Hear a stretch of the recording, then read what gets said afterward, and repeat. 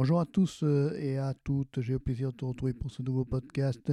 Aujourd'hui, je voulais te parler d'un truc un peu spécial, c'est-à-dire que je passe mon temps, moi, à enregistrer des vidéos, à enregistrer des audios, et sur le nombre d'années que je commence à enregistrer tous ces médias-là, évidemment, je dématérialise totalement à la fois mon corps, mais aussi ma voix.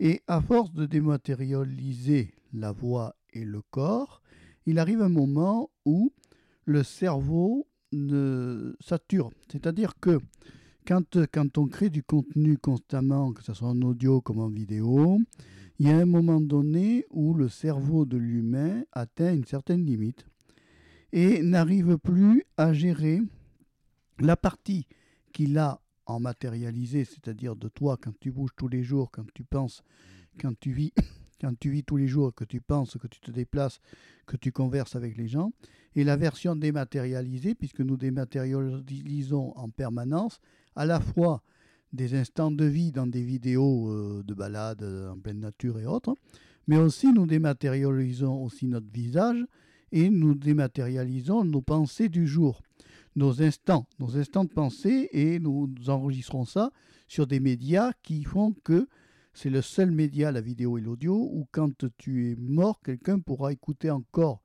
si ça existe encore, pourra écouter encore tes pensées de l'époque. Mais aussi, c'est mais l'avantage du média de l'audio et de la vidéo, et c'est là que j'en reviens sur ce podcast, c'est que quand tu écoutes, quelques années après que tu écoutes ta vidéo ou que tu écoutes la pensée qui t'a permis de créer cette vidéo et le cheminement que tu développes dans ta vidéo ou dans ton podcast, il se passe une chose, c'est qu'entre-temps, tu as mûri et que des fois, tu n'es pas toujours d'accord avec l'instant de vie que tu as filmé. Parce que finalement, quand on filme une vidéo, nous filmons rien d'autre qu'un instant de vie.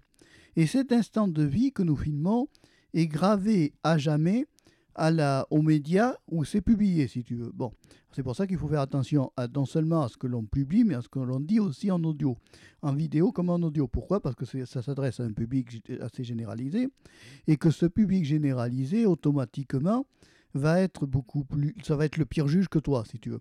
Bon, et à force de faire des audios et des vidéos et de créer du contenu, il se passe une chose, c'est qu'à un moment donné, ton personnage que tu représentes en tant que vidéaste et en tant que podcasteur te rattrape par rapport à ton personnage de base. C'est-à-dire qu'il y a deux personnalités qui se développent.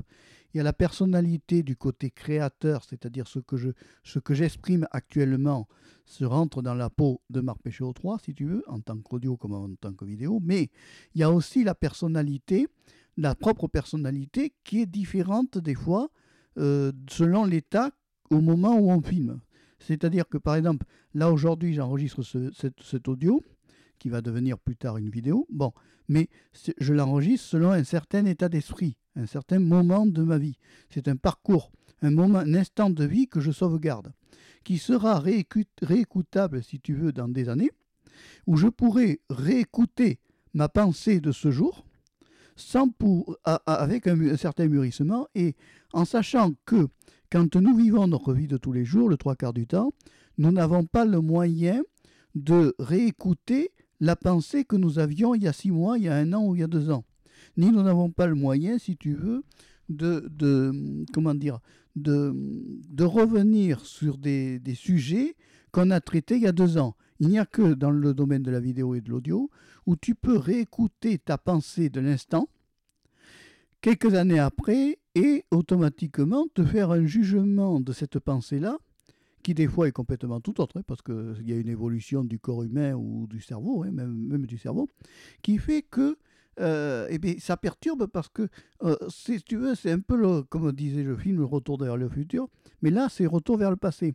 Et alors, ça perturbe parce qu'au bout d'un certain temps, à créer comme ça du contenu constamment, moi, je crée du 1er janvier, de janvier à décembre, tous les jours, il y a des nouveaux contenus qui sortent sur ma chaîne YouTube, quasiment. C'est pour ça que j'ai commencé à mettre le haut là, et que je commence progressivement à réduire le rythme de publication. Mais aussi, je suis disponible en audio, et audio, c'est pas tous les jours. Bon. Mais il est vrai que l'audio va prendre le dessus sur la vidéo dans le futur. Ça, c'est incontestable. Mais les plus grands audios que j'ai faits, bien souvent, c'était des fois dans des périodes où je n'étais pas toujours en forme, où j'avais pas toujours l'esprit, où j'avais pas toujours envie d'être devant la caméra. Alors dans ces cas-là, je me réfugiais un peu dans l'audio.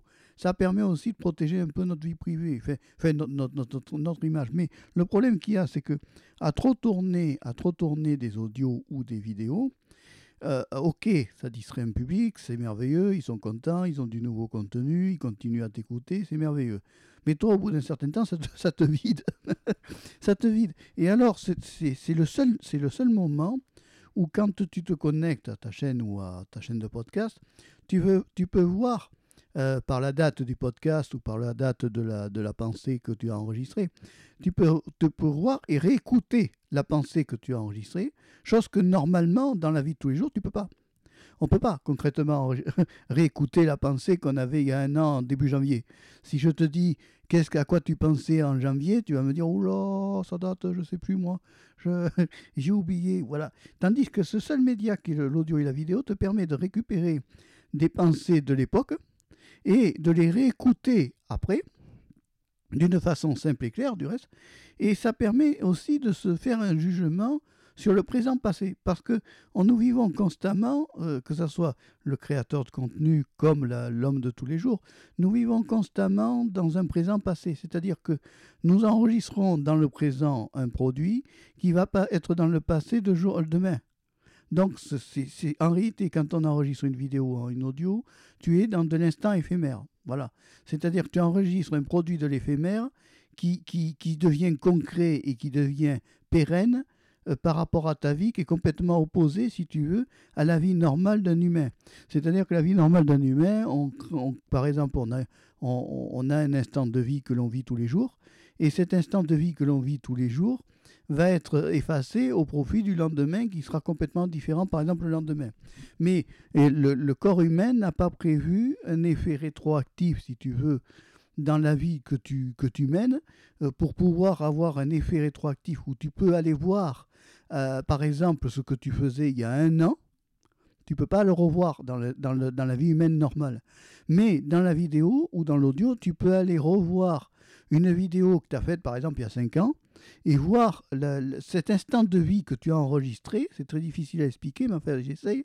Cet instant de vie que tu as enregistré, tu peux aller le revoir et aller refaire un jugement de ce que tu pensais à l'époque, il y a 5-10 ans, chose que normalement, la pensée étant éphémère et qu'elle n'existe pas, puisqu'elle est temporaire, notre cerveau n'a pas prévu une certaine pérennité dans la fabrication de la pensée, si tu veux.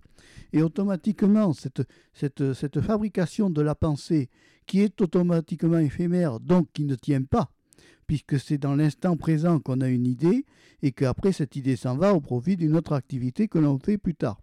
Et en fait, quand tu fais cet acte-là, de passer à autre chose plus tard, mais il y a une partie de l'idée précédente qui est effacée, sauf dans le média audio-vidéo. Puisque dans le média audio-vidéo, quand ceux qui filment par exemple leur vlog, les vlogueurs ont la possibilité de voir leur contenu, c'est-à-dire de voir comment dire, ils peuvent voir les passages de vie qu'ils ont enregistrés, c'est-à-dire voir leurs activités d'il y a un an, d'il y a 2 ans, d'il y a 3 ans, et chose que normalement, tout est effacé dans la vie de tous les jours. C'est-à-dire toute la vie de tous les jours, quand tu es à ton travail, tout ton travail est effacé par le lendemain parce qu'il y a du nouveau à faire. Et concrètement, c'est le seul avantage qu'a l'audio et la vidéo, c'est ça, c'est que tu sauvegardes donc des instants de vie qui en plus ont un atout énorme, c'est que cet instant de vie, tu vas pouvoir, après ta mort, continuer à diffuser du contenu. Ça veut dire que actuellement, nos arrière-grands-parents, nous n'avons ni des traces vidéo ou des traces audio, des voix des arrière-grands-pères, ni des pensées des arrière-grands-pères, ni de leur vie de tous les jours des arrière-grands-parents. Tout ça s'est effacé avec leur mort et la succession des héritiers, si tu veux. Et concrètement, si par exemple, tu as un petit-fils ou un cousin ou une cousine ou une arrière-cousine qui tout d'un coup tombe après ta mort sur ta vidéo, elle va pouvoir profiter de ta vidéo ou de ton audio, mais toi, t'es mort, donc tu ne peux plus t'exprimer, mais tu as sauvegardé au départ cet instant de vie que tu diffuses aux autres et aussi à ta famille, tu vois. C'est un peu le côté complexe c'est assez original du reste comme situation. Parce que moi, je peux te dire qu'on a retrouvé par le passé des audios enregistrés par le grand-père. Et c'est bien agréable, à la fois désagréable du reste, c'est bien agréable dans certains cas de réécouter des conversations qui ont été faites à l'époque. Donc il a sauvegardé lui-même ses instants de vie, qui sont totalement morts maintenant. Tout ce qu'il a dit, tout ce qu'il pensait à l'époque, tout ce qu'il a fait, tous ces actes qu'il a fait à l'époque sont complètement morts avec son décès. Et c'est assez terrible parce que tout ce que nous, en dehors du fait de créer de l'audio et de la vidéo, mais tout ce que nous faisons dans la vie de tous les jours sera mort demain et après-demain. Donc il faut essayer au maximum de sauvegarder ces traces de vie et d'essayer de faire en sorte que de penser que nos pensées ne sont qu'éphémères et qu'elles ne sont jamais définitives. C'est pour ça qu'il y a toujours une nouvelle pensée qui arrive et qui efface la précédente pensée. C'est pas évident à expliquer. Mais bon, tu me suis, je ne sais pas si tu me suis, mais c'est pas grave, tu vas essayer. Mais enfin, bon, j'espère être clair là-dedans. C'est-à-dire que quand, par exemple, moi je fais ce podcast-là actuellement, ce podcast-là, dans un an, le discours sera peut-être complètement différent par rapport au sujet du podcast. Voilà. C'est vrai que nous, les podcasteurs et les cinéastes, on enregistre beaucoup de contenu parce qu'on a beaucoup d'idées. Ce sont ces idées-là que l'on purge en audio et en vidéo dans le but de vider l'esprit. Parce que le grand problème du créateur de contenu actuellement, c'est que des fois, il m'arrive de créer en pleine nuit, quoi.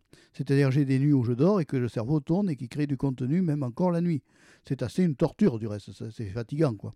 Et le problème qu'il y a dans ces cas-là, c'est que tu n'as aucun moyen de t'en sortir parce que tu es complètement emprisonné par cette création de contenu qui devient automatique dans ton cerveau et qui fait qu'au fur et à mesure du temps et des années, ça s'imprègne de plus en plus à ton cerveau et tu te retrouves vraiment condamné dans un carcan où tu crées, même en dormant, c'est assez affolant, même en dormant, tu crées ton contenu, et que si tu ne le mets pas, ce contenu-là que tu crées, par exemple en pleine nuit ou n'importe comment, si tu ne le mets pas sur un média ou si tu ne le vidanges pas dans ton cerveau, il ne partira jamais. C'est-à-dire qu'il va tourner en boucle dans ton cerveau, et tu vas continuer en plus dans ton cerveau à créer ce contenu qui ne sert à rien, puisqu'il est dans ton cerveau, il peut être écouté par personne, mais tu es pris dans cette espèce de carcan qui fait que tu es complètement emprisonné par ça et tu te retrouves vraiment embêté et ça te fatigue. Incontestablement, ça fatigue. Et ça fatigue beaucoup de gens du reste parce que quand on crée beaucoup comme ça, un esprit qui crée constamment du contenu, c'est épuisant moralement, honnêtement. Hein. Ça épuise totalement. Mais on n'a pas le choix, on est né comme ça à créer, c'est-à-dire qu'on n'a pas besoin dans notre vie de l'autre pour créer. Voilà. On est capable soi-même d'avoir une idée, de la développer, de la mettre en image et aussi de la mettre en audio. Et cette idée-là que l'on met en audio, on n'enregistre rien d'autre que les futurs instants du passé. Voilà. C'est ça qu'il faut en avoir conscience. C'est que tout ce que tu crées actuellement, que ce soit en vidéo, en photo ou autre, tu crées tes instants du passé. Et quand tu vas revenir après dans le passé, dans le futur, tu verras tes instants du passé parce que tu auras créé ton audio ou ta vidéo ou ta photo. Tu vois ? C'est compliqué à expliquer, mais j'essaie de l'expliquer au mieux. Voilà. Et c'est quelque chose qui peut être très perturbant parce que au bout d'un certain temps, on est presque dans la métapsychanalyse, mais au bout d'un certain temps, le cerveau, lui, qui s'use à force de créer, s'épuise du reste, et au bout d'un certain temps, tu ne sais plus si ta pensée du jour est dans le présent ou si elle était dans le passé. Parce qu'après, tu as aussi le cas où ton cerveau se rappelle d'instants du passé et te revient la nuit, en plus. Au moment où tu as besoin de dormir, il faut que ça revienne la nuit. Et cet instant-là du passé que tu as enregistré dans ton cerveau, ça va te travailler inconsciemment, même si tu effaces les instants futurs. Tu vois le bazar ? C'est-à-dire que on est quand même dans un monde où notre cerveau est ultra sollicité. Même nous, les créateurs de contenu, on est ultra sollicité. C'est-à-dire qu'on déborde d'images, on déborde de sujets disponibles, on déborde de beaucoup de choses. Et à un moment donné, il se crée une saturation de tout ce que l'on crée, de tout ce que l'on bouffe en contenu constamment. Et ça fait que tu es complètement paumé et que tu ne sais plus après où tu en es. Du reste, il y a des moments où je me trouve dans la situation où je ne suis plus moi-même. C'est-à-dire qu'il y a un moment donné où je ne sais plus du tout où j'en suis. J'ai ce qu'on appelle la perte d'orientation du créateur de contenu. C'est-à-dire que à force de faire des contenus nouveaux, à force de développer, que le cerveau développe des nouveaux sujets, à force que le cerveau développe ces nouveaux sujets et qu'il les crée et qu'il les mette sur des médias amovibles en quelque sorte et temporaires, eh bien, il se crée une usure qui est assez fatigante, mais on n'a pas tellement le choix. On est obligé de le mettre sur le support parce que cette pensée du jour va disparaître. Demain, ça sera fini. Ce podcast-là que je crée actuellement sera fini demain. C'est-à-dire que demain, il n'existera plus. Enfin, dans mon cerveau, il existera. Toi, tu pourras toujours le regarder dans 1 an ou dans 2 ans grâce à ces plateformes-là. Mais cette pensée-là que j'ai développée aujourd'hui sera complètement effacée demain et après-demain. Tu vois ?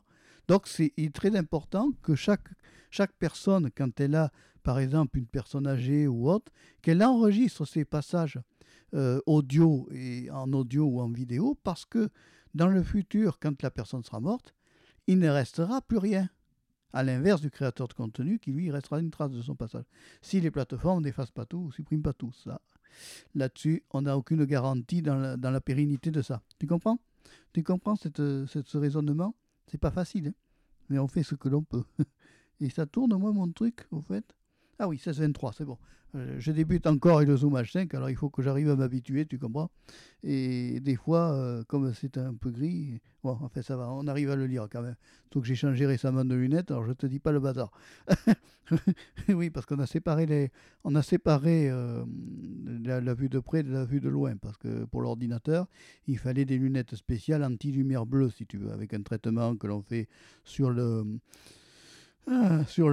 verre pour éviter que les lumières bleues endommagent les yeux. Alors bon, alors, du même coup, tu te retrouves avec deux, trois paires de lunettes et après, il faut que tu te réadaptes de but en blanc à la nouvelle correction, surtout que quand tu as 2 yeux qui sont corrigés différemment, avec des puissances de verre complètement différentes, je te dis pas. Alors là, tu es dans le présent, si tu veux.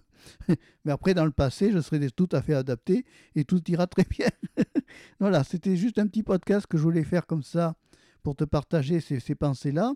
Il faut savoir, c'est que à chaque fois que tu auras une pensée, que tu auras une idée, si tu sens que cette pensée peut être utile dans le futur, écris-la ou enregistre-la sous la forme d'un audio. Et dans 1 an ou dans 10 ans, tu me diras merci. Parce que automatiquement, tu auras créé ce que l'on appelle la pensée du passé et tu pourras revenir sur ta pensée du passé tout en étant dans le présent. Et ça, c'est quand même le côté extraordinaire de ces médias audio et vidéo qu'on ne peut pas faire dans la vie de tous les jours, hein, incontestablement. Voilà, je te laisse. Le podcast est terminé. J'espère qu'il t'a plu. N'hésite pas à t'abonner à Marc Péchéo 3. Toujours en podcast de la diversité. Au revoir, à bientôt et merci d'avoir suivi le podcast jusqu'au bout. Bye.